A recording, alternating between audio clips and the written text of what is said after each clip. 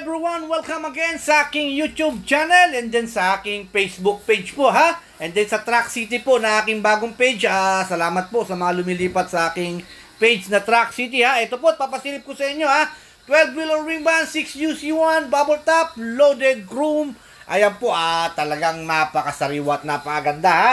And then, ang ginagarantiya ko po sa truck na to, kahit hindi mo na siya pa ipa-paint ha, yung paint. Original paint po yan ha. Simulan natin sa side mirror. Side mirror niya, chrome. Kabilaan po, naka-chrome na po. Side panel niya, chrome. Dito sa may side door niya, naka-chrome din po. And then, alloy rim.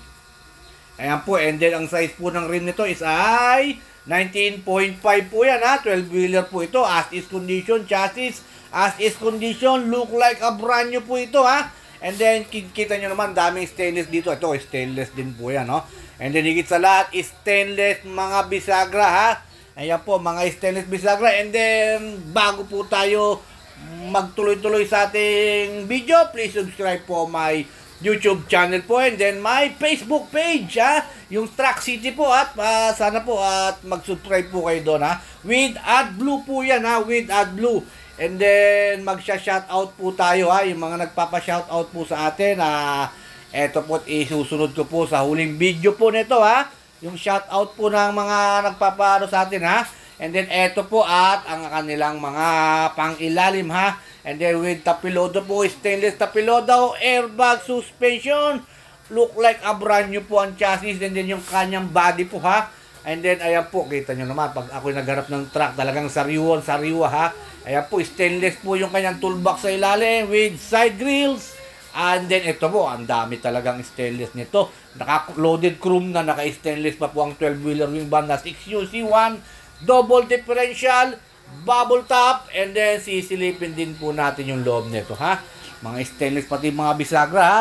Lahat ng bisagra niya is stainless ha. Pati yung lock niya sa pintuan is stainless din ha.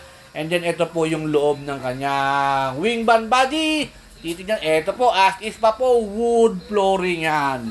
Ayan, wood flooring. Ang kaganda nito may kisame na, ayun no. Yung ibang mga wing band wala pang kisame, pero ito may kisame sarili ha. Original na kisame sa Japan ha. Ito ang titignan natin yung kanyang kabilang side. Ito may konting damage dito ito. Banda rito sa may side ng kanyang drop side. Ito po, yan lang po ang damage niya. And then, itong pangilalim talagang napakaganda ha, napakasariwa ha. And then, syempre, pag maganda ang truck, maganda din ang pressure pag mga ganito ha. Hindi ko pa naitanong sa dealer kung magkano presyo nito. Pero sa tingin ko, medyo mataas na po ang presyo nito ha. At double differential na loaded chrome ha. Ayan, airbag suspension. Kung gusto nyo pamulye, pwedeng ipamulye yan ha. Ayan po, at with side panel niya, okay naman po.